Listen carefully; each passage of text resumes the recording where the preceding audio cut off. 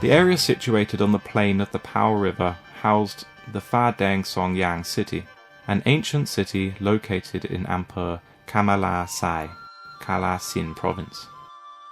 Now there only remains bricks and clay, the oval plan of the city as it was in the Tawarati era, and the surrounding moat. Now unearthed, the Pratat Yakhu temple is considered the most prominent religious landmark in the area.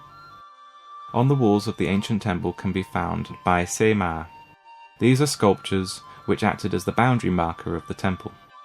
Each sculpture is adorned with a short picture story. Now, Fa Ded Song Yang is located in Ban Sema, Kalasin province, about 16 kilometers from Kalasin city. Ban Sema in Kalasin province are rich in wetlands throughout the year. There are dense reeds both in the fields and in the ranches. Sema people's lives are closely connected with the reeds, so the area has the local culture of reed mat weaving for a long time. The reed mat weaving has been the traditional way of life for hundreds of years. Almost all the families with children absorb the wisdom of reed mat weaving.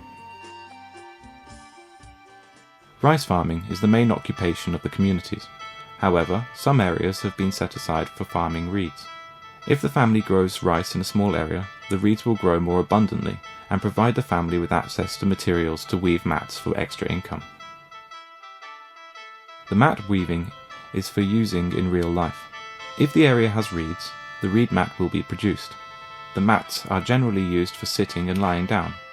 A common saying goes, "Any home without a mat must be lazy and unskilled." Women who are going to get married must weave the mat for her family. It is also woven as an offering to temples in order to maintain the religion. Mats are also stocked to exchange with the surrounding villages. Therefore, knowledge of reed weaving is a skill that each family must teach their children, so not to be labelled lazy. If they are able to create their own mats, then they won't spend the money buying ones from elsewhere, and as such they won't waste their family's assets. Furthermore, weaving can be another job that generates income for the family. It is easy for local trade such as this to be lost in the modern economies of the world. However, the reed weaving tradition of Sema is very strong and will continue for many years to come. When it is time to weave the reed mats, the reeds will be selected. The tall ones are about 3 to 4 months old and are usually selected as they provide the best material for manufacturing the mats.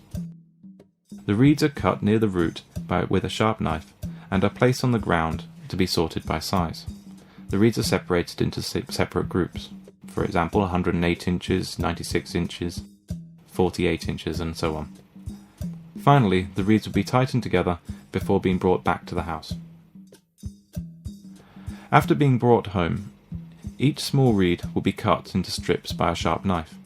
For the big one, some parts will be cut off to allow it to dry more easily. Upon the completion of this step, the pieces will be laid out in the sun to dry for about 3 days. The next step is dyeing. Dyeing is used to get the clear patterns of the reeds.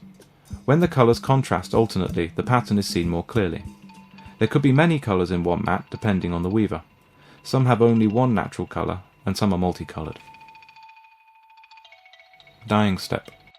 The sun-dried reeds are soaked for about 10 minutes to make them soft. The dye is mixed with boiling water and the reeds are placed into the water for 10 to 15 minutes. It is very important that the reeds are dyed in boiled water. Once the reeds are removed from the water, they are left to dry in a shady area with plenty of breeze for 3 to 4 days. When all the reeds are dried, they can be used for weaving. The weaving step. Each reed will be weaved alternately one by one. The mat is made from natural coloured reeds.